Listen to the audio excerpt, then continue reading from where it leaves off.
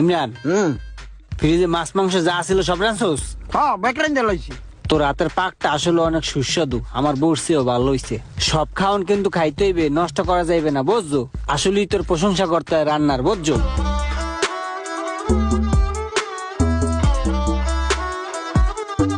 বন্ধু একটা কাম করি, খাইয়ে লইয়া আমরা ঘুমাই, হাতে তো বহুত সময় আছে, কাল গোজা মুহানে আর একটা দিন বেড়াই। এসব তুই কি কর? খাই আগে রেস্ট লই। ঠিক আছে, আমি কটা গোস্ত লই।